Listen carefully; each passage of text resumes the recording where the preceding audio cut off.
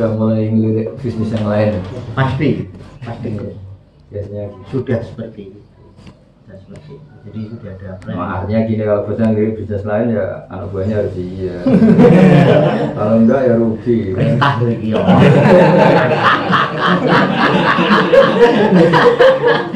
Oh ini misalnya anak buah kan gitu. Kalau majikan itu pikirannya macam-macam. Anak buah masih loyal dia joki yang lainnya.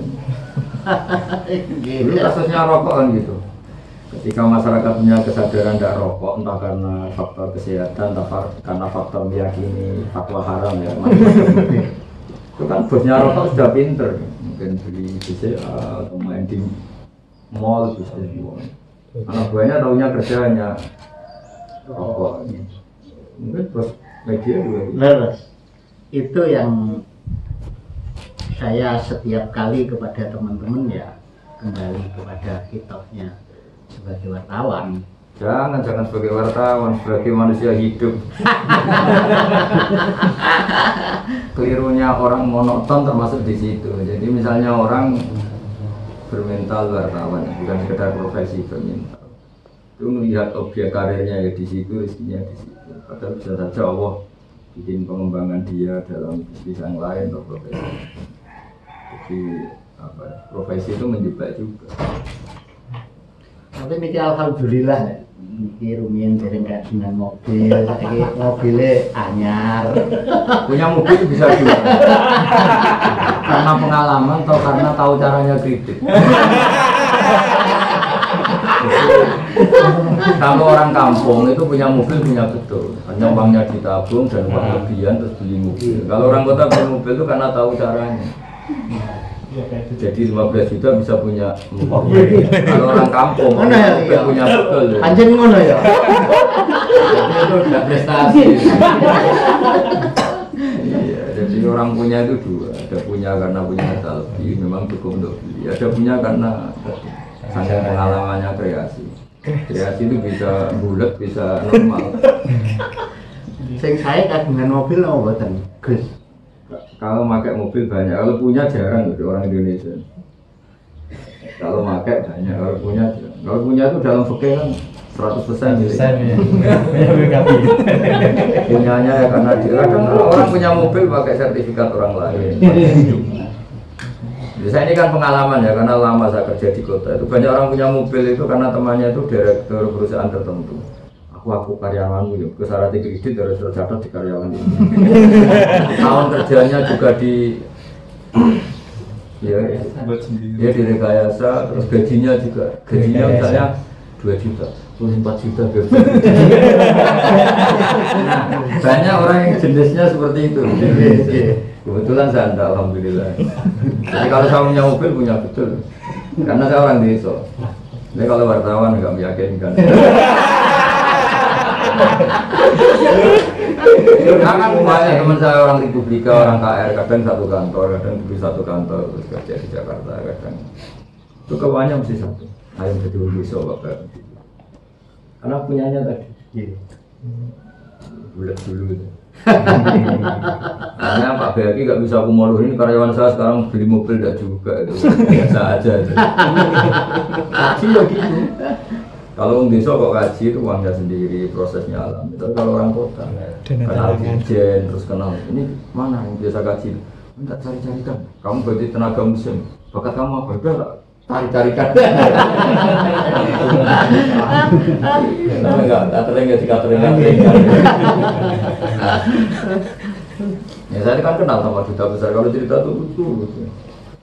Kalau saya kok haji memang bener-bener haji.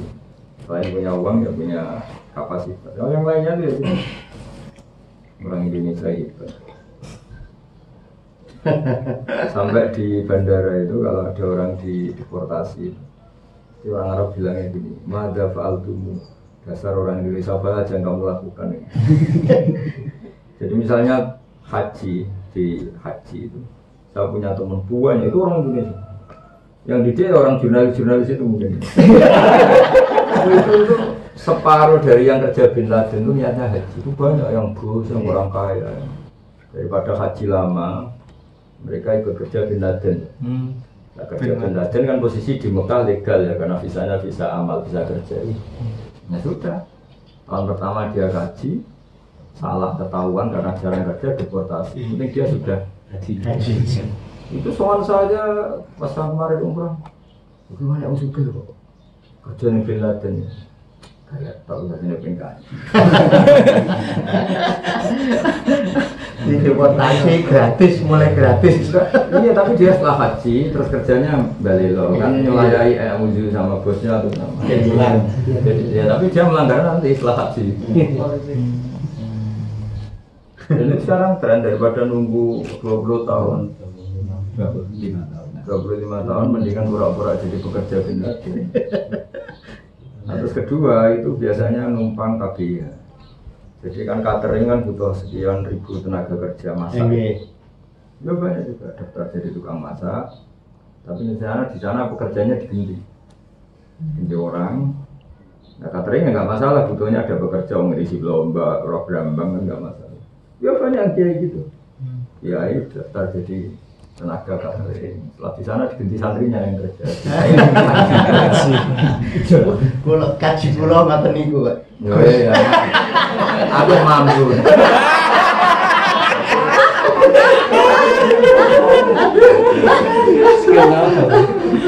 Nah, itu kata orang Arab, saya sering ketemu saya Arab, sangat Indonesia. Untuk ngakal-ngakal gitu dia sangat Indonesia. Orang Arab itu, iya, gak iso mikir limit-limit, kan biasa makan. Tapi saya senang, artinya saking senangnya haji mungkin. Kita hilang ya gitu sama. Cuma saya nggak sependapat yang sampai ganti paspor gak kasus dulu yang di Thailand, sampai ganti identitas warga Indonesia itu terlalu ekstrim. Kalau ini kan hanya tadi ngakali tadi. Jadi yang soal saya pas saya umroh itu, ya orang-orang makan, kerjanya di Bin Laden. Ya harus iso kerja blas orang makan. Niatnya haji. Karena di haji dia ya saya nanya aja kalau ketangkep ya santai aja. Yang di bawah jembatan apa itu kan orang yang ngantri minta dideportasi. Minta ketangkep. Minta ditangkap memang. Saya sering ketemu orang Madura Supaya dipulangkan. daripada pulang ngumpul. Tapi kalau sekarang udah agak gak mau karena di penjara dulu kan nggak hanya 2 hari 3 hari. Nggih. Dan itu tahu musim tangkapan yang langsung dipulangkan. Jadi gini, dia itu berusaha ketangkep kalau musim haji karena pesawat ke Indonesia kan kosong. Arab Saudi ya gak mau rugi, Indonesia gak mau rugi kan dibebankan ke Indonesia. Indonesia dipulangkan mendekati haji karena nanti dititipkan pesawat kosong. Jadi kalau mereka ngitung, kalau ditangkap musim haji pasti itu agak lama-lama di penjara. Momen ditangkap saja Tahu ya. Saking kering ahlinya.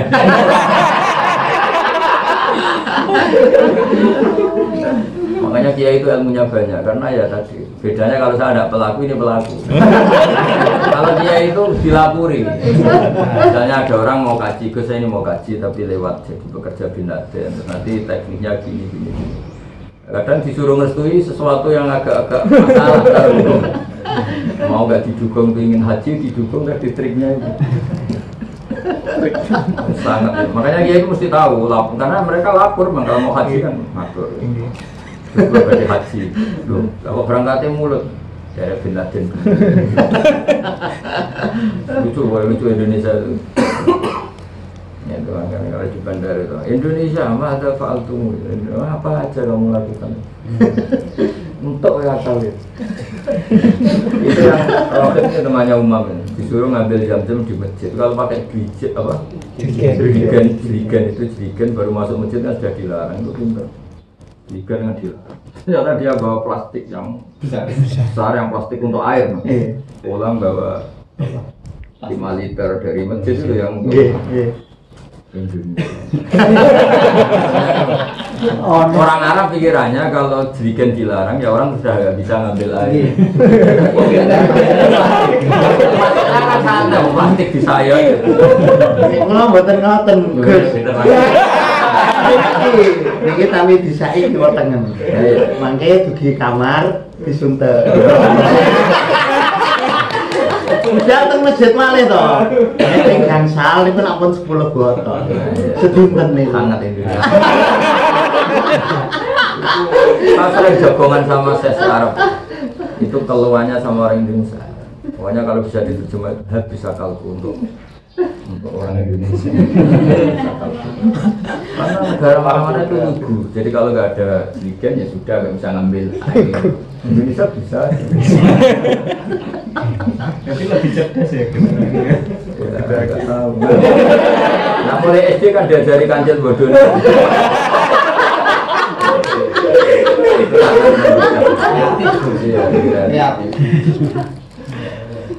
Bahkan planning service orang Indonesia itu banyak yang haji juga.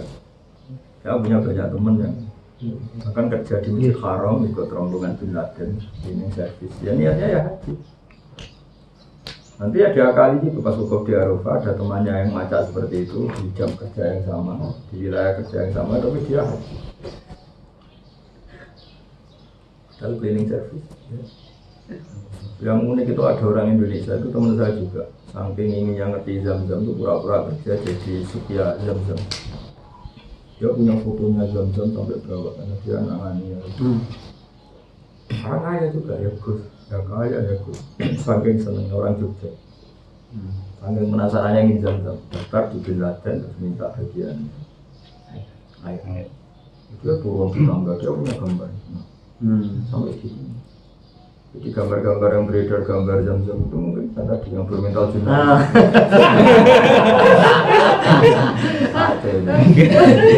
Orang Arab nama ada Pak Al-Tumum. Kamu lakukan. Entah akalnya. Sekarang yang baru merasakan Arab Saudi nyium Hajar Aswad itu Indonesia. Dan itu praktisnya Masya Allah. Padahal orangnya kecil-kecil sama hanya orang 5, tapi menjamin orang bisa nyium Hajar. Sekarang mulai di Jogja, Jakarta sudah ikut gak paket nyium? Paket? Ya betul, saya kan? Kalau dirupiahkan sekitar 1,7. Tapi benar kayak presiden ada. Benar-benar bisa tanpa hambatan. Itu orang Indonesia.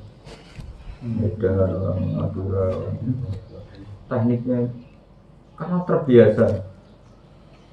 Jadi modelnya itu yang orang dua ini sudah mepet di Ka'bah. Dia mepet di Ka'bah terus yang difasilitasi tadi di belakangnya. Ketika ini kita Hajar Aswad dilepas ya. Ya soalnya memang ahli. Itu musim haji. Kalau musim haji bisa, apalagi musim umrah. Musim haji.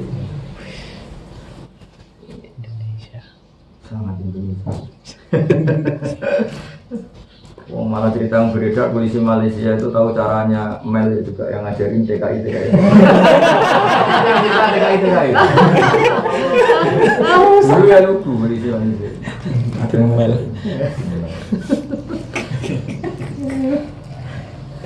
Bisnis baru Rul. Kan orang Indonesia tuh kesuwen seneng sedekah ya. Jadi seperti itu nggak merasa salah kan biasa ngasih orang gitu. Cuma kali ini yang dikasih polisi Malaysia hilangnya gitu. Enggak nyuap bro, kita kan biasa ngasih. Kebetulan saya kasih itu polisi Malaysia. Loman. Lah kan biasa loman, jadi nggak beban ya. Loman. Indonesia. Yang di sana kan banyak teman-teman saya 10 tahun, 20 tahun. Kalau saya haji itu soan. Oh itu pengalamannya kalau cerita. Oh lucu. Nah kedua semua itu barokahnya di Indonesia itu sangat barokah. Di Indonesia itu pengajaran haji itu tuntas. Sehingga tahu mana yang rukun, mana yang wajib. Ya kalau rukun nggak bisa ditawar, kalau wajib itu bisa ditawar. Dan itu punya efek tadi kucing-kucingan. Misalnya gini ya, niat ihram itu rukun. Kalau berpakaian ihram itu hanya wajib. Nah di batas misfalah itu batas mau masuk Ka'bah. Kalau musim haji yang tidak bervisa haji kan nggak boleh masuk. Yang visa amal kan nggak boleh masuk. Nah kalau visa amal boleh masuk itu dia harus memang ingin amal. Misalnya ingin kerja catering atau supir atau kernet. Nah, orang-orang haji itu pinter. Ngerti kalau pakaian ihram itu hanya wajib kan hanya didenda. Dia visanya amal tapi nggak macam haji. Dia pakai celana jin pakai. Padahal dia mau haji. Itu separuh bisa kan haji plus sama Mbah Mun. Itu saya sama Mbah Mun pakai bisa haji. Itu penderek-pendereknya orang-orang Madura banyak yang nggak pakai pakaian haji. Padahal ya kan masuk perbatasan lolos, masuk misfalah ya lolos karena dia berpakaian biasa. Bisanya bisa aman. Tapi stadion Arafah pakai ekrom semua. Harus stadion Arafah kan lolos semua. Tak tanya supirnya, lu kamu ya haji lah, cuma di Mekah ada. Bayar hitam kan murah, karena berpakaian ekrom itu hanya wajib. Jadi fikih kita itu diajarin tuntas, dikira dulu oleh ulama kita kan orang ibadah secara sempurna, ternyata untuk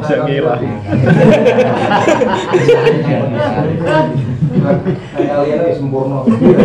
Jadi separuh bus itu yang visa haji bareng di Eropa kok pakai ekrom. Padahal di bus ada yang jin, ada yang lolos kan karena dia akan bekerja catering. Supirnya pas diperiksa dari Medina pakai celana jin. Sampai pemeriksaan bisa amal ya lolos dia pakai celana jin.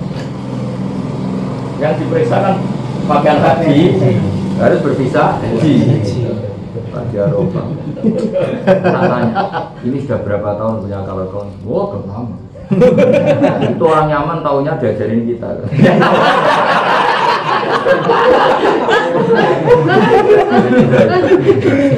Bangga jadi orang Indonesia. Karena tadi jadi apa ya? Kita sebagai ulama ada ngira kalau pelajaran yang kita ajarkan secara objektif memang pakaian ihram itu wajib. Kalau niat ihram itu rukun dan ciri khas wajib bisa diganti dan. Kalau rukun tidak diganti dan kita akan ajarkan secara objektif. Dan kita kan ulama biasa ikhlas kalau ngaji ya ngaji aja. Nah, seperti ini orang-orang jurnalis ini. Wah, kalau gitu terus gini.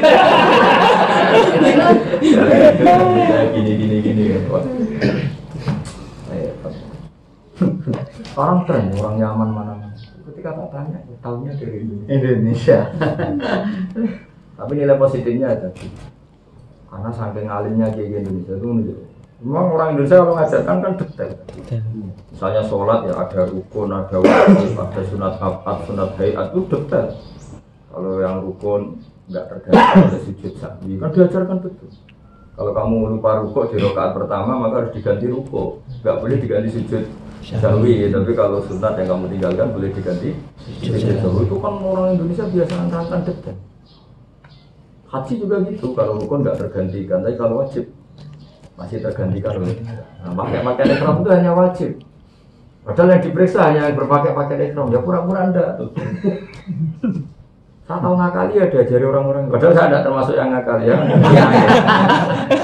Nah, kaji tidak sudah lebih ikut kaji plus, ketemu orang-orang ya habis 20, 70.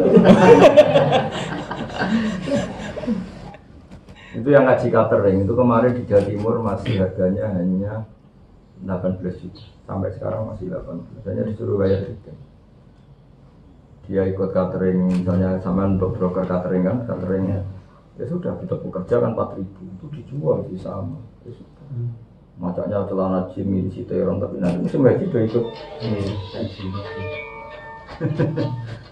Indonesia. Masa Pak Altumu apa yang kamu lakukan di sini?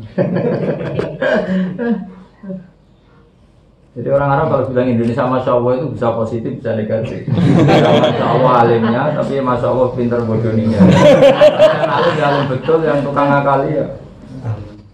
Karena sebagian ngakali itu ya tadi, faktor tadi. Dia tahu kalau pakaian ihram itu hanya wajib. Hanya kalau wajib dikira bisa dinego. Jadi sing ngakali luwih pinter.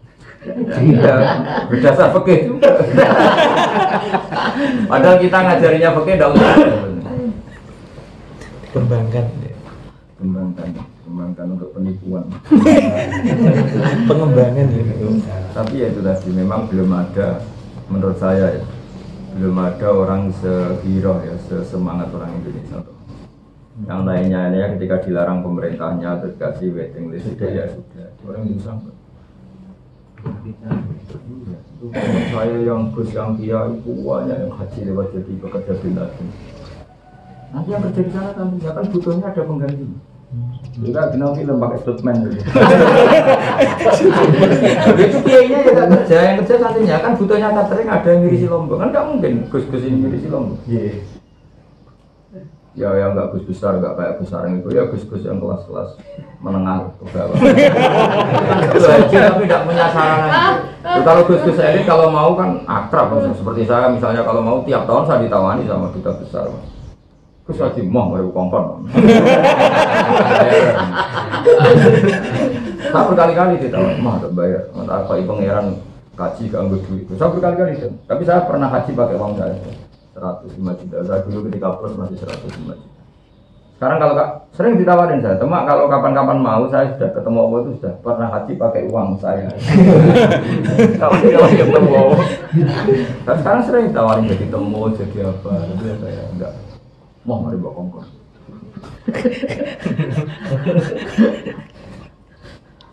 Tapi saya tertarik sama orang Indonesia luar biasa, yang luar. Kemarin saya di Korea juga saran saya gitu, di Korea itu jatah kuotanya kan nggak tepat. Ya pakai ya TKI ini. Cuma baiknya Korea tetap pakai paspor Indonesia. Jadi TKI yang sudah leasingnya cukup, apanya cukup. Pokoknya ada kontrak dari PT yang permanen 4 tahun itu dianggap warga sana. Itu diakui sebagai warga sana, tetapi paspornya tidak diganti. Itu menurut saya, akhirnya orang Indonesia lah. Artinya banyak kiai yang orang soleh, seorang itu orang soleh sangat rindu pada Ka'bah, dia kembali bayangkan nunggu 20 tahun susah. Iya tuh. Pura-pura sebagai TKI yang sana nggak kerja, mau nunggu kuota haji. Saking seneng, tapi ya bagusnya ini nggak ganti paspor sama sekali enggak. Kalau saya nggak seneng lah kalau sampai ganti ya 100 warga itu nggak terlalu berlebihan. Jadi setelah saya di Arafah itu supirnya pakai pakaian haji semuanya. Kamu haji ya haji lah Gus. Dan lucunya kalau tanya fakir itu sama kita kan kacau. Sebetulnya haji itu yang rukun apa saja Gus? Tak kira ya tanya oke. Ya tak jawab kalau yang rukun ini, kalau yang lainnya ini wajib. Wah, pikir dia kalau wajib jadi akan sampai segitu. Makanya kemungkinan Indonesia ini nanti siklusnya orang haji tetap banyak. Apapun larangan pemerintah, waiting list itu nggak ada, nggak ngefek. Corona juga ya. Oh nggak ngefek. Indonesia itu luar biasa. Nah kalau sampai tanya itu kenapa, memang sejarahnya panjang. Zaman Belanda menguasai Indonesia itu, buyut-buyut saya itu sudah ke Mekah. Semua buyut-buyut Kiai Sarang juga sudah di Mekah. Keluarga Termas sudah di Mekah. Nah, orang Indonesia itu nggak pernah terhalangi oleh apa-apa. Coba dijajah Belanda coba. Ulama dulu zaman Basim itu belum merdeka. Modalnya di Mekah, kadang perinan ya pulang. Pak Mahfud itu dulu modal di Mekah, umur 13 tahun ya pulang ngaji sama saudara. Terus itu ke Mekah lagi zaman itu. Sampai sekarang sudah merdeka ke Mekah saya bayar. Susahnya bukan. Berarti kita akan melihat itu kan terbelakang. Ya kan?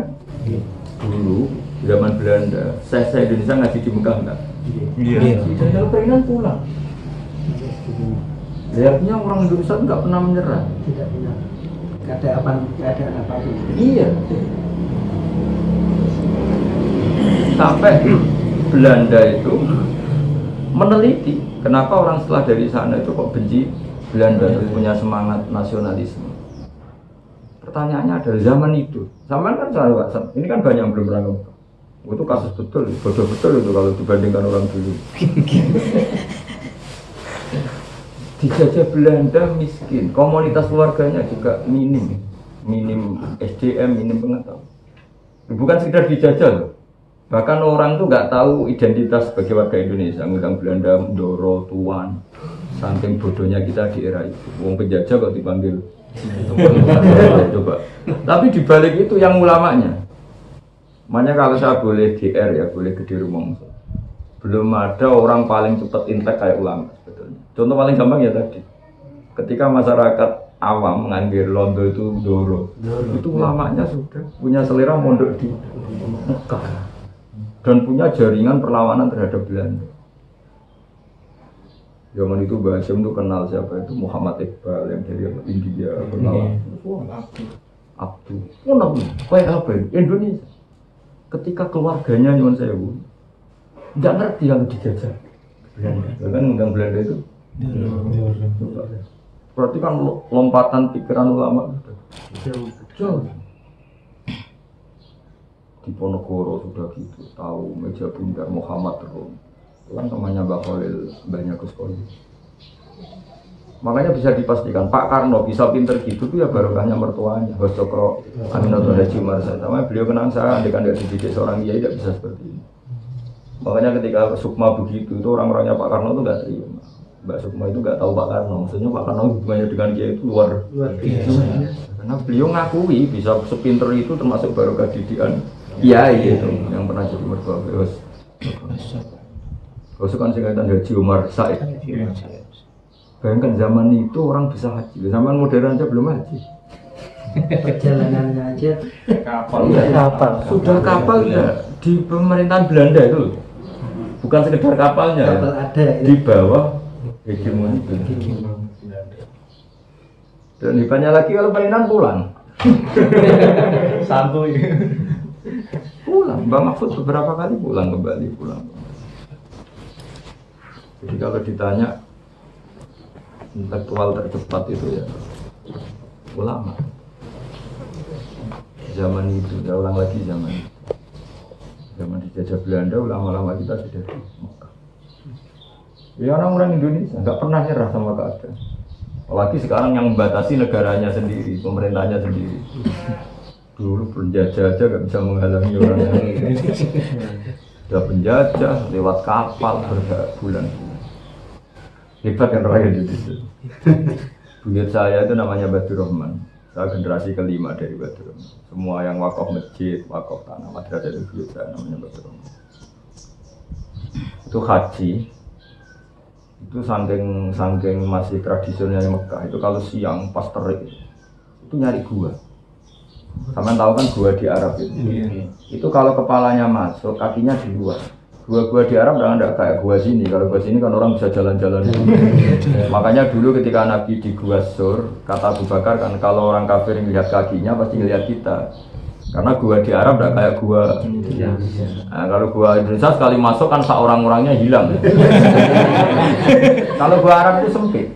Dia itu Badur Rahman, dia itu cerita. Ini yang cerita itu pembantu beliau. Kalau kepalanya masuk, kakinya di luar. Jadi kalau saking terik matahari itu mencari gua, terus kepalanya masuk setengah badan, kakinya masih di luar. Itu sudah istimewa dapat teduhan seperti itu. Makanya itu yang bisa dibayangkan kenapa Nabi ketika di Gua Sur. Nah makanya laba-laba itu bisa merajut itu, karena memang nggak luas. Nah, kalau menurut gue Indonesia kan bisa dua, bisa capek itu laba-labanya. Mobil aja masuk. Jadi gambaran itu makanya gambarkan gua di Arab kan pintunya kan kecil. Terus tadi kedalamannya juga hanya segitu. Makanya kata Abu Bakar, andai kan orang kafir melihat kakinya pasti melihat kita. Diluk gini aja kelihatan. Kalau gua Indonesia kan enggak. Kali masuk di dalam bisa rokokan, bisa saking luasnya. Itu zaman buyut saya. Makanya belum ada, menurut saya orang Indonesia memang pintar.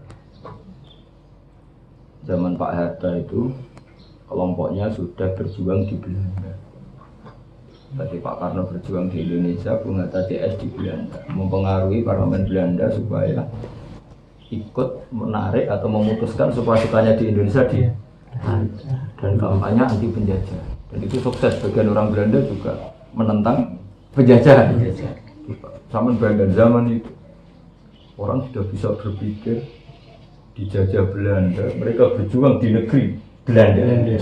Walau nggak orang maju gak kalah tuh orang sekarang. Makanya saran saya dengan dunia jurnalistik ini jangan menjadi status, ya profesi saja kerja. Jangan jadi status. Kalau status berarti Anda tidak bisa membayangkan rezeki di luar jurnalistik. Itu keliru sekali, jadi bodoh itu. Guru SD aja ada yang ngocek. Artinya gini ya, itu khas Indonesia gitu. Kalau profesi ya profesi saja, tidak usah jadi status gitu. Jadi di sana biasa, misalnya kiai sambil ternak, kiai sambil petani, kiai sambil dagang. Dan itu nggak apa-apa. Enggak apa-apa kan sesuai kan tadi kiai juga punya pantangan ya. Nyun sewu kalau kiai terlalu profesional takut tamat dikasih orang lain, takut tamat berharap rezeki dari orang lain sama. Kalau jurnalistik misalnya kalau wartawan tok takut medianya bangkrut saya kerja di mana kan ketakutan itu kan sama-sama ada cuma dengan sama guru SD juga punya ketakutan kan kalau mengandalkan gaji nggak cukup. Kiai juga punya ketakutan kalau tidak punya kerjaan nanti takut tamat. Mungkin kalau di pabrik ya orang kerja di pabrik takut sudah kerja profesional ternyata bangkrut pabriknya. PHK. Nah punya sekian cabang seperti itu tuh sangat Indonesia lagi-lagi juga. Indonesia. Itu kata orang Arab, ini jangan cerita orang Arab. Jika dilarang ternyata tetap saja. Bawa plastik yang biasa dibawa air itu sampai 5 liter. Nggak bisa di bareng kan dia bisa bahasa Arab teman saya. Bareng dilarang terus nunjuk gambar jerigen. Ini kan nggak jerigen.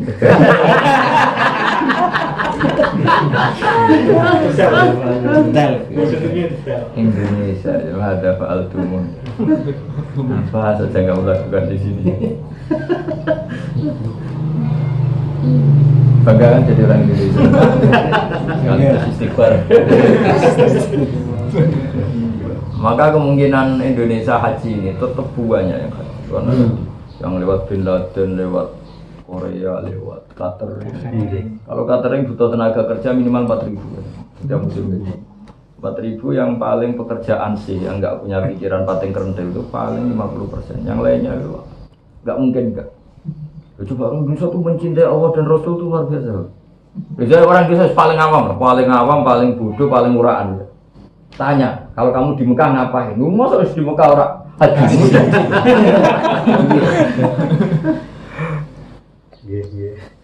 Gus bayangno paling apalagi Gus apalagi dia apalagi peliput bulan Ramadan ya. Kesannya kan religius sekali. Akhirnya ada aja jalan keluar terus bilang ke majikannya, Pak saya nggak kerja boleh. Ya boleh asal ada penggantinya lah. Terus TKI yang di sana sudah haji kan mau disuruh ganti. Ya asal bayarannya dipakai mereka nggak masalah kan dari awal. Cemet lah, bosnya ya nggak rugi kan, gue ada ngisi berambang lagi-lagi sangat Indonesia. Saya kan kiai ya, jadi sering dapat yang lapor ya pelakunya. Bosnya ya lapor, ya itu enaknya kan banyak dilapor. Yang aku yang ngaku yang tadinya ada ngaku.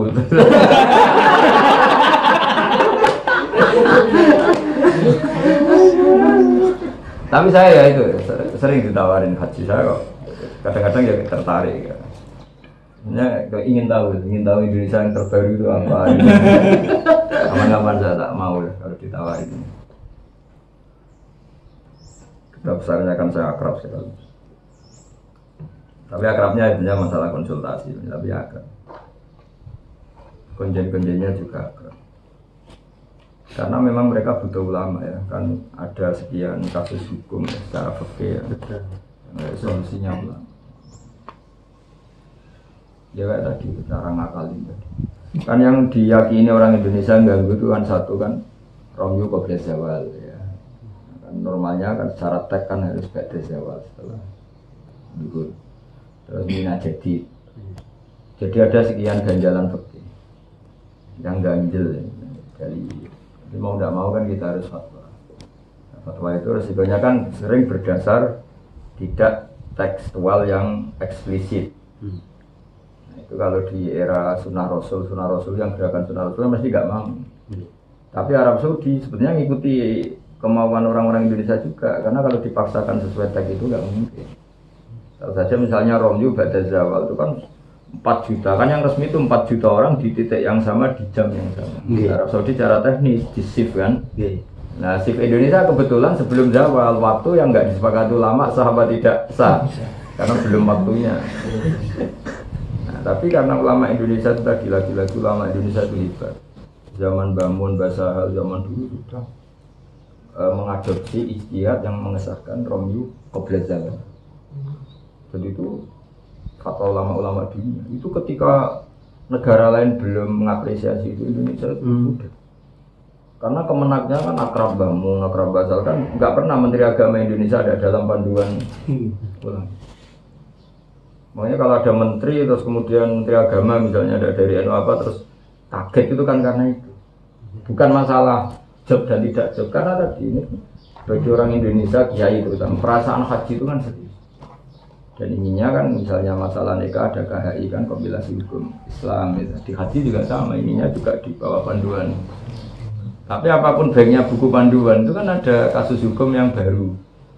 Nah itu artinya butuh kiai hidup yang selalu komunikasi dengan Kemenak kalau ada apa-apa ya tadi hukum turunannya tadi. Itu misalnya kayak mikot dari motor jadid itu kan nggak ada di hadis-hadis bahwa motor jadid airport yang baru itu menjadi mikot. Tapi ulama sekarang kan banyak yang fatwa itu bisa dianggap kan ini kan geger kalau tanya hadisnya mana kan nggak mungkin Nabi bakas airport. Pasti mikot yang disebut ya Jufa, Ali, Manazil kan Lam kan itu. Nah, tapi ulama kan akhirnya istihadnya ya masuk akal. Misalnya gini, ini Ka'bah Nabi itu kan bikin pola, misalnya ini Bir Ali, ini ya Lam kan, misalnya ini Kornul Manazil. Terus ulama bikin pola, berarti trennya mikot itu sebelum Ka'bah sekian kilo. Ya trennya mikot itu sebelum Ka'bah sekian kilo. Nah ternyata batas paling dekat dengan Ka'bah itu misalnya 90 kilo misalnya.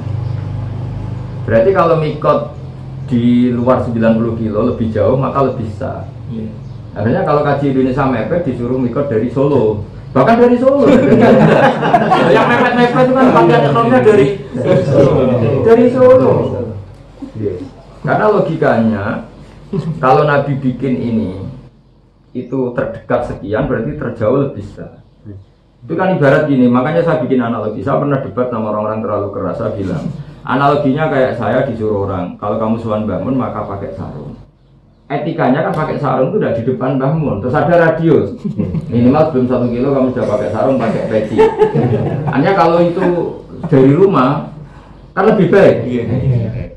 Sama, mosok sowan pangeran ngarepe Ka'bah lagi salin. Salin pakaian ihram. Jadi sebetulnya agama itu bisa dianalogikan kan. Karena ini mau sowan Allah maka ada batas terakhir harus ganti baju pakai pakaian ihram. Nah ternyata pola batas terakhir itu sekian kilo.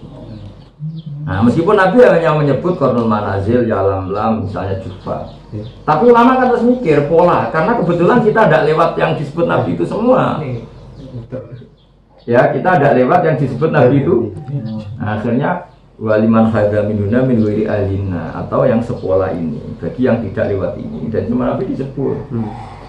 Nah karena kalau lewat pesawat biasanya mau ya lama kan diumumkan kan sama ini mau lama silakan. Nah ternyata di pesawat tuh error, karena kalau 400 orang ganti baju di pesawat kan pesawat nggak stabil, oleh kan.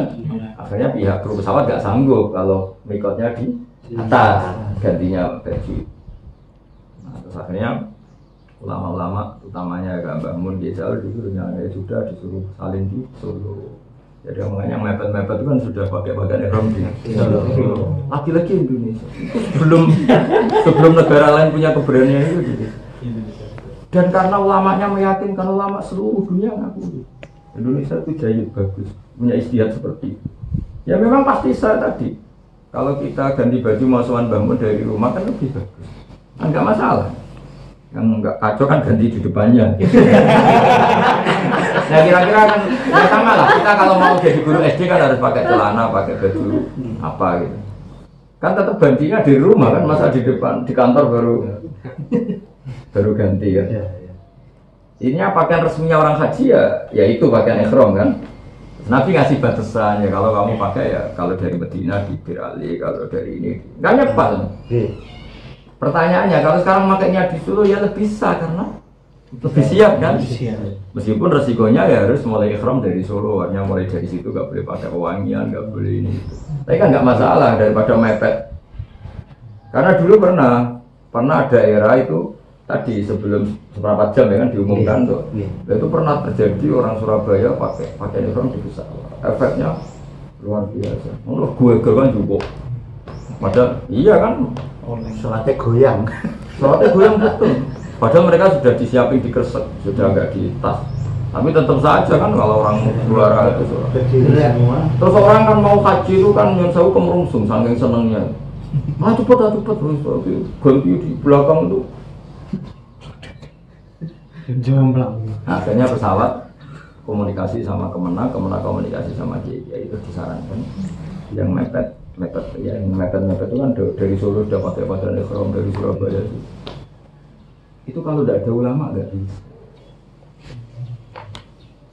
Karena ulama itu yang mereka ya fatwa Kemenang itu kalau perasaannya orang Indonesia sebelum ulamanya ngendikan itu kan nggak marah meskipun ada panduan dari iya perasaan orang Indonesia dan itu nyata kan.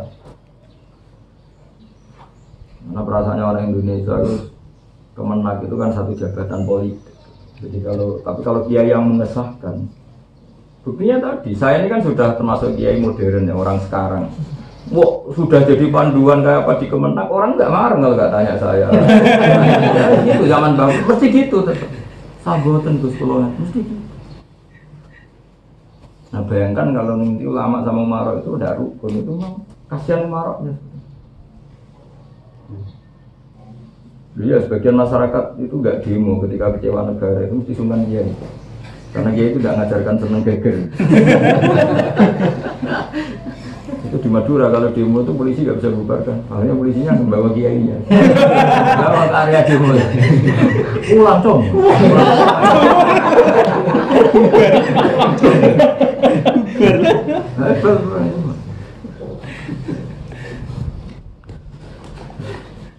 Jadi fakih itu penting sekali karena itu cara untuk solusi. Tapi dulu kita sebagai ahli fakih ya, ngendikan fakih itu objektif memang gitu. Niat ihram itu rukun, kalau pakai ihram itu wajib. Dulu kita nggak ngira kalau mau dipakai akal-akalan seperti itu nggak ngira. Ternyata ihramnya sudah, pakaiannya enggak supaya bisa masuk, pakai bisa amal tadi. Setelah di dalam pakai kan sudah nggak diswep kalau udah gitu. Jadi supir bis saya itu setelah di Arafah ya sudah pakai pakaian ihram. Saya kaget tadi celana jin pakai kaos orang suka bumi orang Jawan. Dia ya nimbrungnya ya di rombongan itu. Ya tanya gimana Gus? Bayar apa ini? Doa yang mustajab apa? Istighfar dulu, jangan minta doa mustajab dulu. Istighfar dibully pemerintahan Arab. Itu kalau orang Sukabumi mau, kalau orang Madura nggak mau. Tak suruh istighfar untuk orang Arab nggak mau. Tak tanya, kenapa kamu nggak mau? Kamu kan melanggar aturan. Yang salah aturannya, orang mau kaji kok diatur.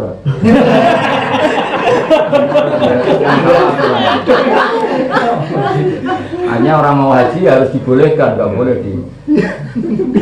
Masyarakat juga. Jadi ya banyak yang tak suruh ya sudah mintakan ampun dengan kasihan orang Arab, pemerintahan Arab. Salah aturannya, orang haji kok di. Kan semua orang sama Allah disuruh haji. Malah mau haji di mana? Ada itu pakai Madura karena sebagian yang saya memang nggak bekerja, orang alim. Tanya kamu mondok di mana? Saya di Gembong 8 tahun. Jadi punya rasa fakir, memang dia bisa ngaji. Dia pura-pura TKI memang kangen sama Allah. Makanya Indonesia itu luar biasa. Saya pernah ke Syria, kemana-mana ke Jordan. Orang mencintai Allah dan Rasul ya tentu mereka sangat mencintai. Semua orang Islam pasti mencintai Allah dan Rasul. Tapi beda dengan orang Indonesia. Iya orang Indonesia itu. Saya kan pernah di Korea, itu nyuwun sewu orang itu kalau di kampung mungkin orang paling nggak peduli sama langgar dan masjid. Itu di Korea, di Jepang. Masa kemarin dapat undangan dari Jepang, dari Taiwan itu orang-orang TKI dananya turunan bikin masjid, turunan. Dan ketika di Korea saya ketemu orang Uzbek, orang Malaysia, karena banyak yang alim juga yang bisa bahasa Arab. Lima dalam takunu apa mutabain itu ya, kamu kenapa tidak jadi yang diikuti? Tidak, nahdul makmumin. Jadi orang-orang Uzbek sama orang Malaysia itu masjidnya itu ikut Indonesia dan posisi makmum karena pendirinya Indonesia. Padahal ini orang-orang Uzbek kan ganteng-ganteng, rainnya Arab, macam Quran. Saya tak tanya kenapa kamu yang enggak jadi pionir pemimpin. Enggak, ini yang mendirikan orang Indonesia. Akhirnya dai-nya ya orang Indonesia ngundang kita. Apa-apanya berbau Indonesia. Hanya gini, yang orang Uzbek yang saya terpelajar, gak punya inisiatif bikin masjid. Tapi orang Indonesia ya, sebenarnya kamu mau wangun, mungkin itu jadi mufti. Sampai cerita ke saya, kalau tidak ada jenengan, saya sudah mati. Makanya jenengan tak duga kan hidup terus. Kenapa? Karena kalau ditanya fakir, saya tidak berani jawab kalau tidak ada jenengan. Jadi tiap pulang itu proses fakir di Jogja. Sampai sekarang kalau ada pertanyaan fakir tanya. Karena tadi nyali seneng masjid. Masuk malam-malam merayu saya ke sini masjid orang uang segini-segini. Terus orang sini itu fanatiknya sama jenengan Masya Allah. Kalau jenengan baginya dilelang tuh mati. Ya udah besok lelangan. Ya dibikin masjid betul. Karena saya malu kan mereka yang miskin itu, pekerja paling miskin itu tak rupiahkan. Sumbangannya ke masjid minimal 1 bulan masih 1 juta, 2 juta. Kan masjidnya sewa. Tiap bulan itu biasa satu masjid bayar sampai 15 juta, 20 juta per bulan. Kok gak hebat ya udah bisa bayarin sewanan masjid. Gak pernah nyumbang 60 juta lumayan untuk berapa bulan itu untuk 4 bulan. Sangat. Dan hebatnya semuanya itu Indonesia.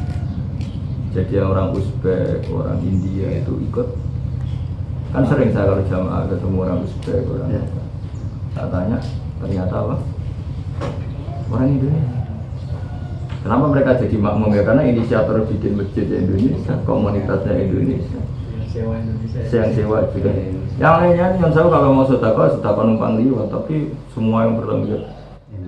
Dan kita yang andai kan saya mau tiap tahun mungkin ke Korea, ke Jepang, tapi ya saya nggak mesti. Yang penting saya jadi konsultan sampai sekarang untuk pertanyaan halal haram. Apalagi ini haji ini cerita di negara ateis saja mereka bisa bikin masjid. Wah apa ini? Ada yang di bawah gereja ya ada, yang atasnya gereja ya ada. Karena negara-negara modern kan nggak mau menambah ruang sosial. Jadi kalau gereja jadi masjid boleh, masjid jadi gereja boleh. Tapi kalau menambah tanah untuk ruang ibadah kan nggak boleh. Makanya mereka nyari gereja yang sudah mati. Dan gereja di sana banyak yang mati. Karena dari awal kata orang Korea itu, dulu orang Amerika yang bikin gereja. Padahal orang sana kan ateis, nggak berkebutuhan pada gereja, hanya dibikin tapi nggak ada orang. Itu banyak yang dibeli masjid. Atau ruang bar, bangkrut, jadi banyak apartemen untuk sosial. Ya, ada yang dipakai bar, ada yang dipakai biliar. Jadi kita sering mau Jumatan naik ke atas, melewati bar. Kita pernah mau ngaji di salah satu masjid, itu depannya paling besar. Ya naik aja. Kebetulan di situ ada di ini gereja, di atasnya masjid. Kadang ya berandaannya. Anak sing lewat karaoke. Lewat karaoke. Malam istighfar dulu. Jadi kalau malam itu mesti rembukan. Saya termasuk sangat dicintai oleh orang-orang Islam Korea karena tadi jenengan satu-satunya mubalek yang sama kita teman. Yang lainnya itu karena terkenal kita undang, kalau jenengan teman. Karena tadi sebelum saya ke Korea itu ada 7 tahun, 6 tahun mereka ngaji saya di situ. Tiap perainan ngaji. Jika saya tahu peta masalahnya, keluarnya, kan paling banyak anak Solo Raya. Dan saya memang jenis itu, jenis orang teknik loh. Saya bilang dulu Rasulullah ketika hijrah ke Madinah itu nyuruh dulu namanya Mus'ab bin Umair. Itu 2 tahun ngajarkan Islam. Sehingga Nabi datang sudah tolak al-Badru. Saya bilang saya mau ke Korea asal ustadz-ustadznya sering ngaji saya kalau ke Indonesia. Kalau enggak saya enggak mau. Ya kalau ke Indonesia tak ajarin, tak belikan kitab pesolatan sampai 2 kardus, 3 kardus. Cuman takrib, tak rahasia. Makanya kemarin yang Amerika minta ke sini, tak temui di sini juga. Saya bilang saya mau asal satu-satunya kalau ke Indonesia ngaji saya dulu. Supaya tadi ada kesamaan berpikir, ada materinya. Jangan gudak-guduk populer diundang, bahasa basi. Ini kiai.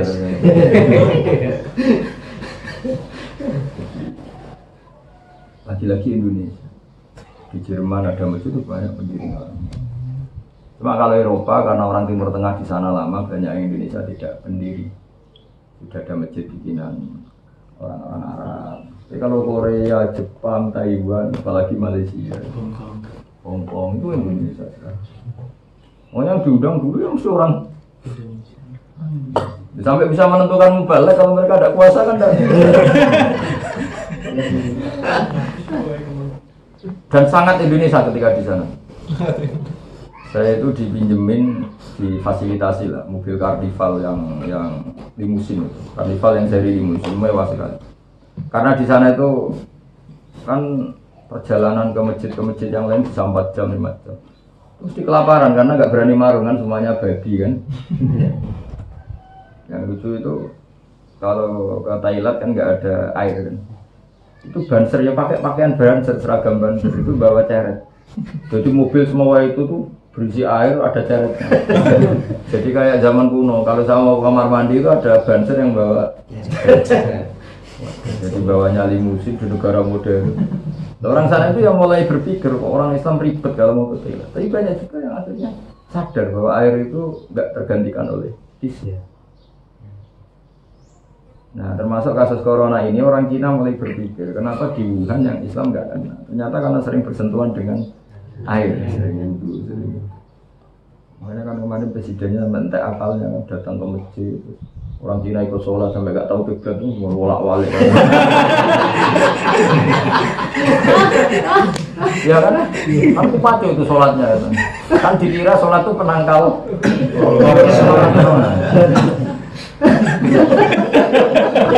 Lo cerita itu nyata. Di Korea itu ada anekdot gitu itu nyata. Kan ada pabrik besar pekerjanya orang Indonesia. Itu ada warung yang bikinannya orang Magetan. Wah larisnya bukan main karena ada tulisan halal. Nah yang warung Korea itu terus sepi karena ada gambarnya ada babi. Karena niru itu ada tulisannya halal laris terus di sebelah ditulis halal tapi tetap kepalanya babi. Karena pikirannya gara-gara tulisan ini orang Indonesia masuk.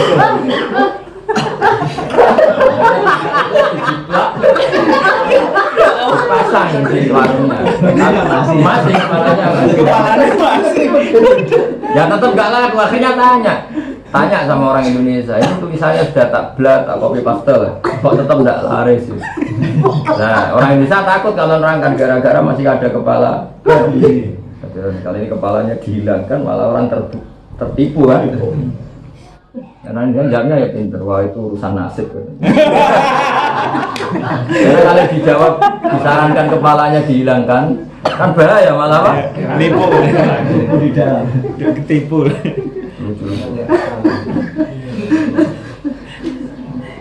Makanya saya ke sana itu dari sekian yang diundang termasuk paling ramai. Karena punya ikatan emosional. Guru-guru ngaji di sana tuh ngaji saya. Tak kasih kitab, ini kitab dari Gus Bara kan tak berikan bersolatan berapa kardus. Ya sebenarnya saya motifnya malu saja sama Allah. Karena kiai itu pasti disalami template dikasih. Masa dikasih kok enggak ngasih. Kalau orang waras kan malu. Sebenarnya saya sederhana teori saya itu malu sama Allah. Ya, terus mereka itu sering lupa, misalnya kewajiban mandi disebabkan apa saja, misalnya keluarnya mani itu sering lupa. Karena mereka mondok kadang 2 tahun ya. Jadi yang ustadz saya tak bawain takrib terjemah. Sehingga mereka yang ngakui, yo kalau ada khutbah yo mamang, suruh kuliah khutbah bener tau saya. Mau tanya siapa di Korea? Barukannya tak bawain takrib terjemah terus dilihat lagi. Wah ya rukun khutbah ini PD lagi kan. Jadi matur nuwunnya sama saya masya Allah. Terus penyembelian juga gitu, yang paling pokok itu motong apa saja, hukum sama apa gitu. Kalau di sana kalau lupa mau baca apa coba? Buku gak ada, kiai gak ada. Tadi muftinya aja cerita, kamu ngarit. Ini jadi mufti. Tapi tuh dia sholatnya orang arit jangan kira terus bodoh enggak. Orang Indonesia meskipun ngarit kan kadang tamat dinia, kadang haji sama kiai. Jangan kira ngarit itu identik dengan itu hebatnya Indonesia. Jangan kira kalau satpam terus bodoh enggak juga Indonesia. Satpam yang ngaji, tukang ngarit yang ngaji, tukang pentol ya ngaji. Cuma kalau sampai luas kan tetap enggak gitu loh. Makanya jangan kira kalau tukang ngarit terus bodoh enggak juga kalau Indonesia. Coba orang-orang yang ngarit itu yang di naruhan mana-mana dia ngaji, kalau jam ngaji ya ngaji. Cuma kan tetap nyun sewu karena nggak nekuni kan nggak spesial. Makanya kalau nggak ada jenengan saya tidak berani nyai. Kalau tanya ya lucu. Caranya sholat, caranya karena di kiblatnya itu kiblat ya. Nah, sekarang mulai Korea Selatan semenjak terbuka itu mulai yang di kota-kota besar boleh mendirikan masjid 100% yang di kota-kota besar karena kan ada ekspatriat itu dari orang Pakistan aja pernah di pusat kotanya itu ya nyari makan Arab tuh banyak nyari kebun karena di situ banyak ekspatriat Arab nanti yang di apa ya lalu itu sudah nyari warung Padang apa ada kalau yang di pusat kotanya karena mau tidak mau sudah terbuka kan tapi ya namanya Indonesia namanya ateis ya. Saya punya teman itu termasuk pegawai besar di Garuda itu yang uruskan tiket saya dia pegawai Garuda bagian direktur bahkan pernah direktur di Jepang terus direktur di Korea makanya saya ke sana itu mulus karena orang itu muhibin saya sering ngaji saya waktu itu cerita makanya saya pernah pulang itu maju sehari ya udah gampang diajukan diundurkan dia itu karena kelas menengah ya karena orang pegawai Garuda direktur lah sholat di mall karena waktu asar terus dia sholat di mall ya di mall benar-benar di mall karena dia merasa sering di Eropa kan merasa itu di Eropa biasa dan orang Eropa kesadaran beragama kan tinggi ternyata apa security-nya langsung nempel polisi kalimatnya lucu katanya dalam nelpon Pak polisi di sini ada ritual teroris jadi kalau bilangin sholat itu jadi itu dianggap satu ritual mukaddimah orang mau meledakkan polisinya datang ditangkap dimintai keterangan manggil polisi yang kira-kira kalau sini intel yang lisensi internasional kalau itu kan pengalaman rekamannya gitu oh enggak kalau itu ritual sholat biasa tapi ini pinter bahasa Inggris kan memang dia pernah direktur di mana-mana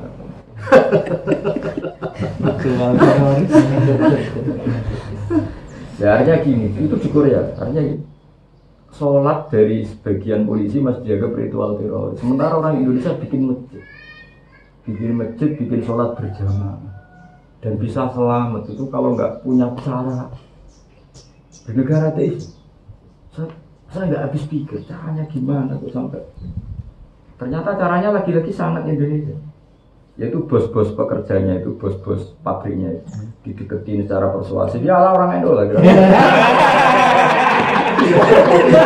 hubungannya emosional maksudnya karena orang Indonesia tidak pernah khianat, tidak pernah demo, nggak pernah nuntut gaji ketika pekerja lain nuntut gaji udah disini enggak biasa nerima yang bantu kan rapotnya bagus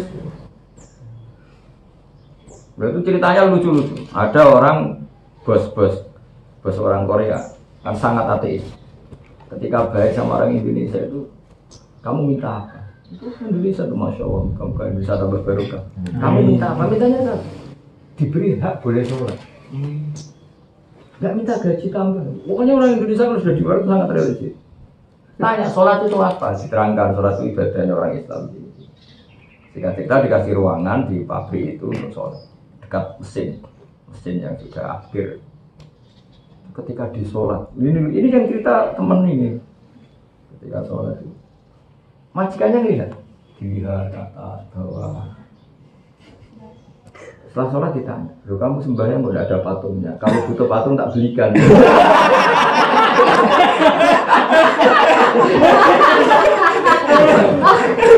karena referensi dia orang Kristen kan ada salib ada bentuk fisik kok kalau orang Buddha itu ada patung nggak jelas yang fisiknya gitu makanya tanya kalau butuh patung tak belikan akhirnya ya ada penjelasan wah beda Tuhan kita itu beda Tuhan itu ditunggu nggak dilihat gini akhirnya oh ternyata agama itu macam-macam dia tahu kan tentu agama paling populer di sana kan dari yang ada patungnya lucu-lucu saya syukur sekali pernah di Korea sebenarnya kalau pernahnya itu ya syukur tapi lebih syukur lagi hubungan saya tidak pernah terputus sebelum saya ke Korea maupun sekarang tiap pulang pasti ke sini atau ke Jogja yang ngaji saya tidak pernah basa-basi dan saya biasakan seorang kiai itu menurut saya dosa tanya gaji di sana naik enggak nanti karena ini hal yang mereka lebih tahu ketimbang kiai. Salah lagi. Terus kedua menjadikan mental mereka itu orientasinya uang gitu. Tapi kalau kita ketemu sih apa mbok rewangi koyo ngono iku kowe sujud temen pangeran piye? Mbok rewangi kerjane negarane wong akhirat. Saya tetap konsisten ngomong.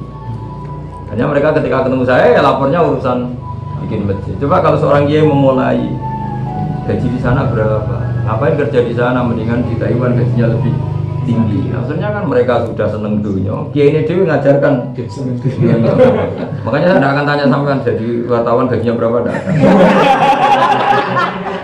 Terus keduanya diwarai.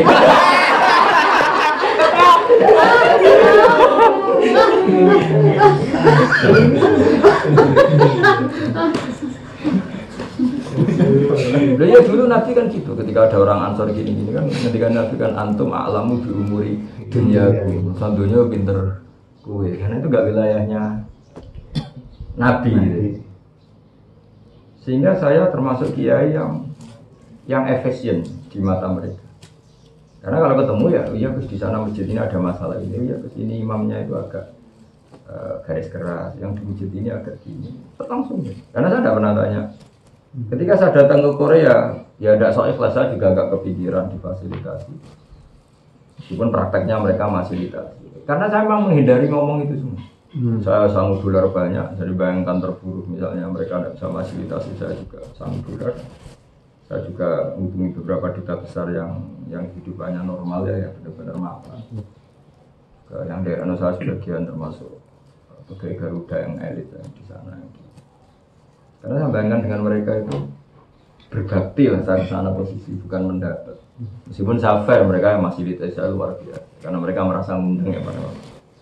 Tapi kalau dari perasaan sama-sama tahu diri kan enak itu loh. Jika mereka nggak perlu ngomong soal detail. Yang pertama saya datang ya ditanya, terus tiketnya pakai bisnis apa itu? Ya sebenarnya saya ditanya. Saya jawabnya tanggung mungkin apa ya? Sementara orang ngaji aneh-aneh. Jadi tanya saya pesolatannya sudah dibagi belum, sudah disosialisasi belum? Sama terus. Punya hampir sekian persen dari orang Korea yang mau ngaji itu tahu dengan kitab-kitabnya dengan sudah diajarkan oleh ustaz-ustaz ini. Makanya ketika saya datang itu antusiasnya masya Allah. Mungkin itu paling besar. Dan paling nyaman karena tadi ada mukadimahnya. Kalau sebagian kan karena populer diundang, terus pakai tema-tema populer mainstream, tapi kan nggak bekas ya karena ya kan itu aja ya, paling ngomong itu. Mungkin kata mereka wah kalau ngilang nggak gaji jenazah tidak berani. Itu aja 60 juta itu saya batasin. Setelah itu masih mau naik saya bilang jangan berlebihan nggak baik. Masih ada yang mau naikin lagi. Ya karena tadi cintanya mereka itu apa ya? Saya ngaji itu Gus Baik itu lama dan saya menjadikan cinta Allah lagi meskipun di negara ateis. Ya nyaman. Apalagi setelah ketemu saya juga ada ngomong uang, nggak ngomong fasilitas. Jadi kadang saya sebenarnya dinempelkan di hotel, tapi saya kadang minta saya nginep di sini aja di masjid. Terus ada kamar mic speaker, kamar peralatan. Tapi akhirnya saya bilang saya suka di sini. Kadang sampai jam 3 ya. Padahal saya disewakan hotel. Ya karena ustadznya terus diskusi. Terus saya ini diambang cerai, saya pernah melafatkan cerai gini, istri saya orang ini. Itu hukumnya gimana? Macam-macam mereka cerita, semuanya tentang hukum. Hukumnya gimana? Gue saya punya istri, tinggal kerja di sini. Secara finansial tak cukupi, tapi secara nafkah batin enggak kayak apa saya.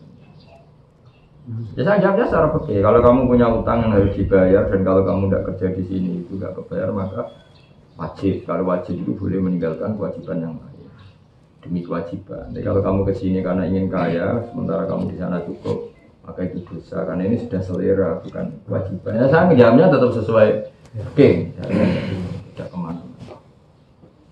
Yang haru itu nilai orang bekerja di sana tapi nggak di pabrik, di hutan. Ternyata pertanian di sana kan luar biasa modern sih. Yeah.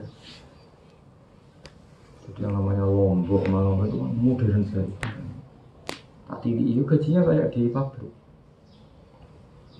Ya, orang Indonesia. di sana kerja itu jam 8 sampai jam 8 malam. Enggak kebayang kalau ini jam 8. Dan itu mereka minta waktu makan jam 1 itu dipakai sholat. Nangis pokoknya melihat orang Islam di sana semua. Jadi kalau sholat itu pura-pura di kamar mandi, waktu makan tidak. Sebelum tadi sebagian memang dirayu terus dikasih tempat sholat yang sebelum dikasih. Merayu waktu makan terus dia di kamar mandi. Kan Thailand di sana kan ya bersih-bersih karena ya kayak Thailand. Dipakai sholat. Kita ngurangi jam makan karena separuh piring dihabisin, setelah itu dia untuk kayak apa orang Indonesia. Lagi-lagi Indonesia bikin masjid, nyewa masjid. Itu orang-orang Uzbek ganteng-ganteng orang India, tak tanya posisi makmur, enggak kepengurusannya, enggak apa-apa. Makanya sebagian di YouTube dengan saya jajar orang Uzbek itu ya posisi tamu. Penguasanya orang Indonesia.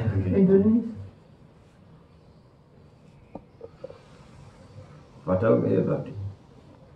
Jadi kreasinya Indonesia itu PKJ, kreasi hidup di negara Kreasi. Dan itu bisa dirunut panjang karena tadi zaman Mbah Mahfud, buyut saya ternyata sudah biasa mondok Mekah ketika dijajah Belanda dan ketika masyarakatnya ngundang penjajah itu dulu. Makanya lompatan ilmunya ulama dengan masyarakat terpojok. Ini seleranya sudah jadi orang alim melawan Belanda. Masyarakat yang bahkan sama penjajah saja ngundang coba. Makanya wajar kalau kebanyakan pahlawan itu lama karena memang yang tahu kalau Belanda penjajah itu ya lama kayak Ponorogo, Imam Bonjol karena hampir semuanya rata-rata ya kecuali di daerah timur yang pahlawan banyak yang non asal masih di daerah Jawa, Sumatera, Kalimantan pasti. Karena tadi zaman itu sudah belajar di Mekah. Di Mekah itu Mbah Hasyim ketemu Muhammad Iqbal, ketemu aktivis-aktivis modern yang ingin merdeka. Yang kita tak baca di Kholnya Gus Dur itu kan dikarang orang Libanon. Orang Libanon berkawan Mbah Hasyim sampai datang ke Indonesia. Ada yang Karel Pon itu orang Jerman datang ke Mbah Hasyim. Dulu aktivis kemerdekaannya ada yang dari Eropa datang ke Indonesia. Hanya di karangan itu oleh Muhammad Syihab Asad bin Syahab itu disebutkan Mbah Hasyim itu peletak labinatil istiqlal data kemerdekaan. Ketika masyarakat undang itu ini Mbah Hasyim sudah punya komunitas internasional untuk melawan penjajah.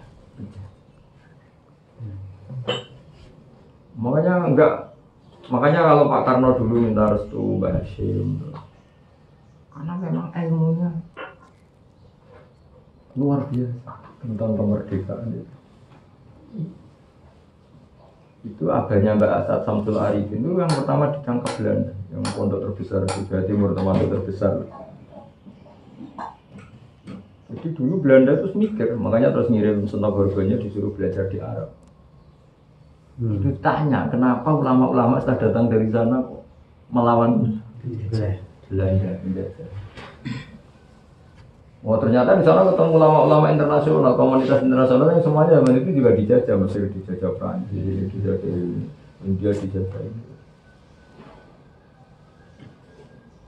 Nah terus akhirnya dengan cara masing-masing motivasi masyarakat melawan Belanda, mulai dari hubul waton, nal iman, macam-macam. Nah TNI itu sangat tahu itu, bukan tahu lagi, sangat tahu itu. Makanya ya secara normatif, secara sejarah itu TNI nggak suka ulama itu nggak mungkin. Normalnya ini kan secara normalnya juga sebaliknya, karena dulu ya konsultasinya ya sama ulama. Dulu Jenderal Sudirman itu belajar tahajudnya apa sama Mbah Ahmad Dahlan, sama Mbah kalau konsultasi. Jadi ya seperti itu. Plus tadi Indonesia sekali. Ada saja caranya untuk sangat Indonesia. Makanya saya kalau kapan-kapan mau haji pengen ketemu orang-orang yang ngakalin hukum. Sekarang modusnya ada tidak. Tapi terus berkembang terus, modus itu berkembang terus. Modus. Update terakhir. Sisa modus. Sekarang ada modus baru. Kalau jenengan lewat apa kemarin pas haji? Kemenat bagian ketemu. Bukan panitia ibadah haji di Arab Saudi.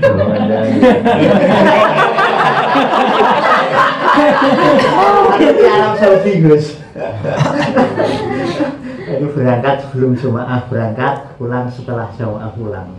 Oh berarti yang 3 bulan itu? Ya. Ke Asun. Mulai awal ya. Ke Asun itu. Yang di Arab Saudi pokoknya, bukan yang dari sini. Bukan panitia yang di sini, tapi panitia yang di sana. Iya, di sana. Konsultan itu. Ya, panitia. Ya, ada konsultan, ada panitia, ada. Ya. Itu terdiri atas 3 bagian. Departemen Agama yang mengurusi peribadatan, kemudian Departemen Kesehatan yang mengurusi kesehatan semuanya, kemudian saya bagian dari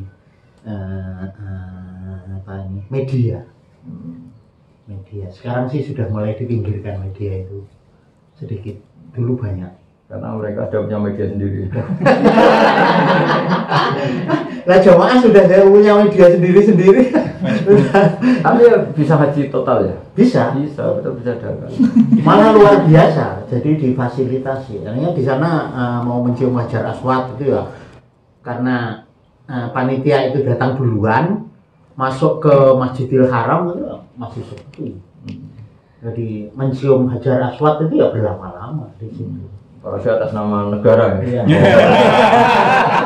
Yang sampai bosan doanya ini apa sudah habis, nggak ada yang ngusir karena ini di belakang teman semua jadi panitia semua. Jurnalis. Jadi kemana-mana Jok marah itu loh mau nak haji. dikasih mobil sendiri, jadi kemana-mana, ke Jeddah, ke Mekah, ke Madinah gitu ya, keliling. Karena satu kelompok dikasih satu mobil, satu kelompok dikasih satu mobil gitu. Enak kalau Indonesia. Bayangkan kan Qatar itu bisa mengumpulkan kan 200.000 orang, itu butuh berapa karyawan? Ya kan? Itu sudah tahu, mereka sama terlambat tahu. Mereka pemainnya sudah tahu sekali kalau itu perlu banget. Celah-celahnya banyak. Saya itu mestinya jadi penjemput jamaah haji waktu wukuf di Arafah. Mestinya saya berangkat dari Jeddah. Tapi terjadi banjir Gus pada saat itu. Sehingga saya akhirnya dijemput jamaah. Jadi panitia yang dijemput jamaah itu ya kelompok saya, karena sampai di sana sudah tengah malam. Mestinya kan datang di sana itu. Kabarnya kudu akeh.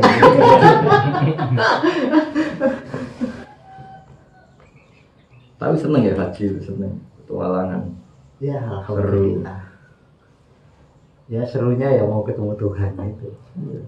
Nah, ya itu logika ihram seperti itu. Makanya pakaian ihram haji Indonesia itu luar biasa. Karena tadi ditunggu ulama-ulama kayak bangun bahasa, nggak kehilangan fatwa, dan pasti karena mereka baca referensi yang sama. Ketika Indonesia memutuskan, ulama dunia pasti ngasih karena dari referensi yang sama. Iya, ya memang gitu nggak masalah. Ya, terus kalau kaji mepet ya sudah dong, pakai pakaian dari Solo, dari Surabaya. Kalau orang awam kan mungkin aneh loh, dari sini sudah haji, sudah pakai pakaian haji. Enaknya itu kan karena jamaah haji dibiarkan ya mereka ya jalan sendiri. Kalau saya di panitia ya jalan. Mereka kagum. Ulama sana sering konsultasi ketika kagum. Orang awam sekalipun ibadahnya itu sempurna kalau orang Indonesia. Iya. Di KPI ikut mana, di kiai tetangganya ya tanya-tanya, di keluarga yang sudah kaji ya tanya-tanya. Jadi bawa bekal banyak. Ini bayangkan paling awam loh ya, paling awam, paling bodoh. Kan dia di Manasik Kemenak diajarin ya, sama kiai tempat diajarin, sama keluarganya sudah haji ya diajarin. Dan mereka nggak berhenti tanya kalau mau. Faktornya mungkin sangat senangnya pangeran, terus satu Tegal kan eman rasa jadi mau. Itu lebih dramatis. Jadi kanca-kanca jadi mutawif. gak enak terus mutai fika jine mapan-mapan nangisnya gak seru.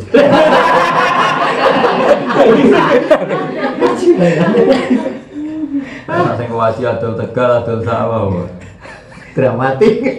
Iya, itu teman-teman saya jadi muter, masa kalau yang jenis ini mau dia ngambil kunanan itu, gaji tugas, dia kalau nggak gak mandi.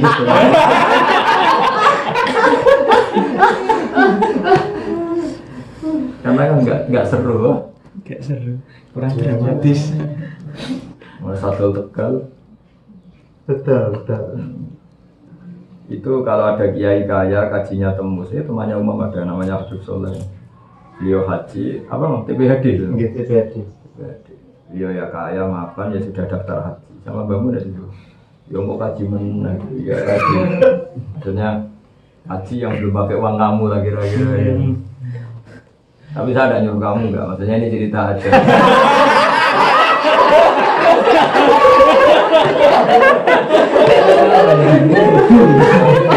Kan definisi haji kan meluangkan fisik dan hartanya. Ya, kalimat yang dan itu hilang gitu.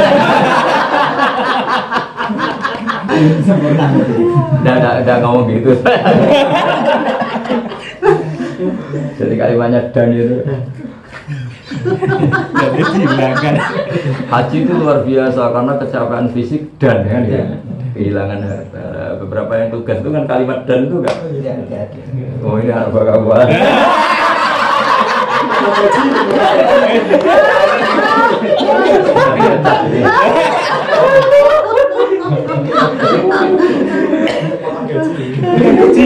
Gaji bang.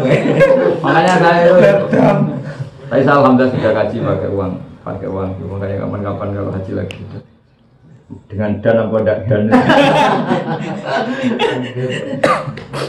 Jadi kiai yang hati-hati termasuk gitu. Kalau ada santrinya haji tugas itu sih ditanya ya nanti haji lagi yang pakai uang kamu itu sarannya itu.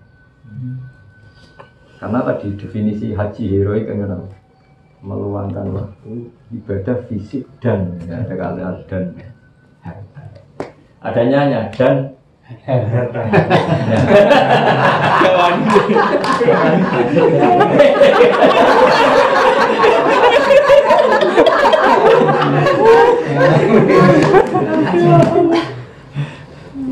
Fisik dan kesempatan. Tapi ya sudah bagus.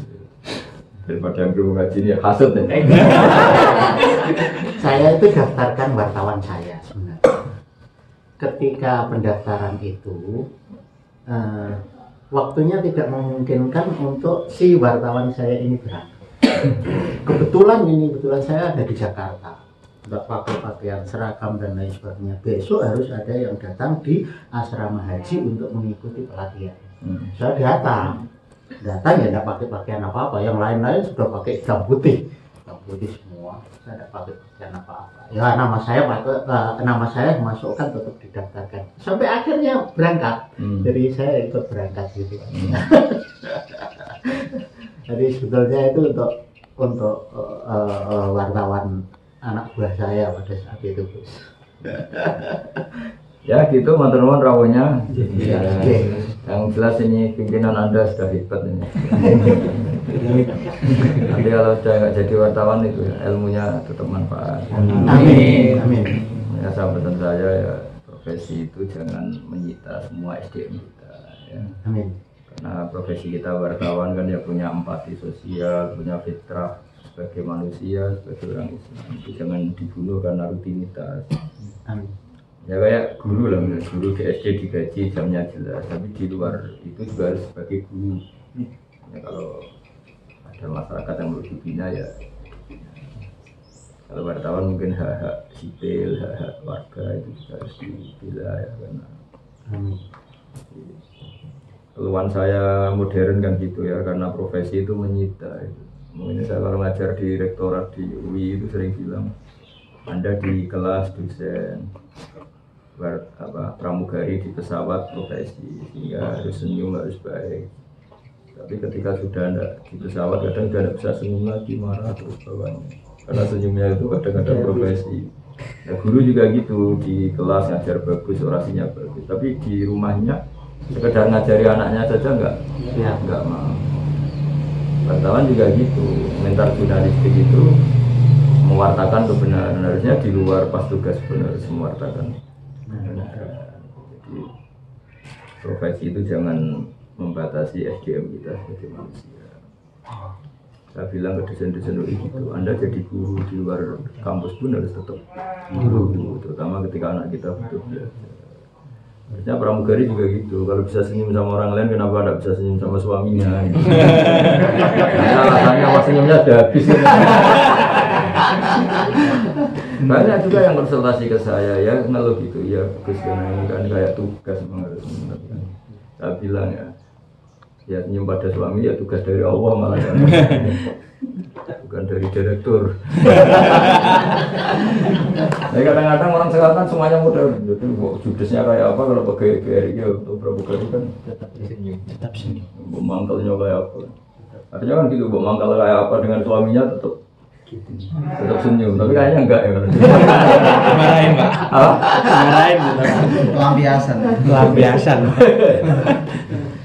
Ya tapi artinya gitulah, artinya profesi atau apa itu jangan membatasi ya. Harusnya kan cara berpikir itu dibalik. Kalau perusahaan semodern Garuda, semodern bank saja mengharuskan senyum karena senyum itu peradaban yang luhur. Harusnya ketika di rumah sama istri, sama suami ya, atau sama istri sesuai kelasnya ya.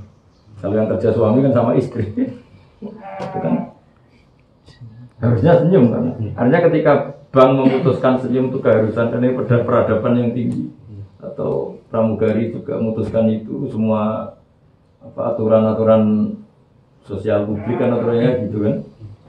Artinya cara berpikir kan senyum itu peradaban tertinggi. Artinya di rumah lebih senyum karena anak sama anak sama. Ini rata-rata kan enggak. Kadang gue nanya gitu, udah habis di kantor. Tapi ternyata enggak juga, yang enggak senyum-senyum di luar juga ke rumah juga tetap enggak. Malah tambah nemen. Saya dulu tuh baca hadis itu ya biasa, tapi lama-lama setelah kumpul orang tambah tahu kan Nabi ngendikan tasod daku walau bitol kotiwajin, kamu harus bersedekah meskipun hanya dengan senyum. Tak kira tuh, ya dulu saya paham tak kira senyum itu hal murah, kan kayak sepele. Ternyata enggak, setelah ngerti peradaban ini ternyata senyum itu mahal Sekali. Kalau kamu lagi mangkal sama istri itu untuk senyum kan berat.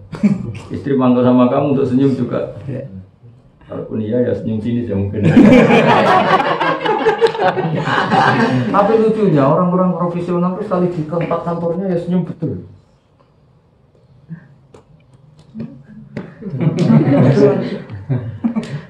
Atas nama tugas. Profesi itu. Padahal kalau atas nama tugas kan Allah juga mewajibkan kita Senyum.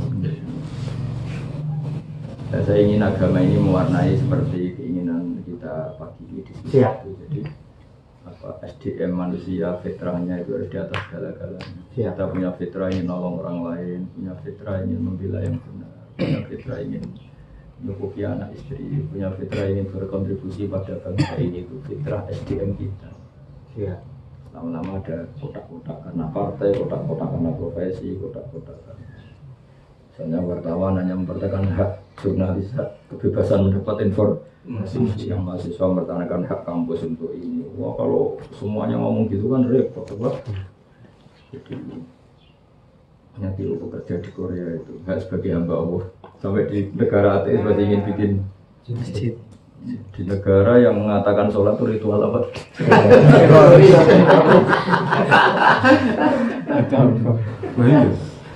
Sholat yang distigmasi ritual teroris, orang Indonesia bisa bikin masjid di sana dan bawahnya. Kemarin pas saya di sana laporannya sudah 42 masjid. Mulai yang sewa sampai yang permanen. Dan itu semua biayanya itu milik saya dalam hal tanya halal. Saya senang sekali kan, sampai sekarang.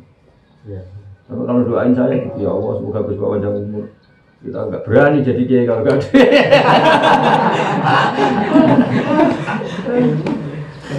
Saya itu syukur sekali.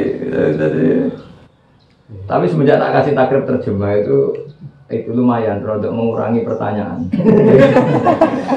Karena misalnya ragu rukun khutbah apa kan baca sendiri. Terus kewajiban menyembelih yang harus sampai putus itu apa saja. Iya. Jadi saya ya, niat ngasih ya niat mengurangi beban. Jadi saya tinggal bilang gini, yang nggak ada di kitab ini baru tanya.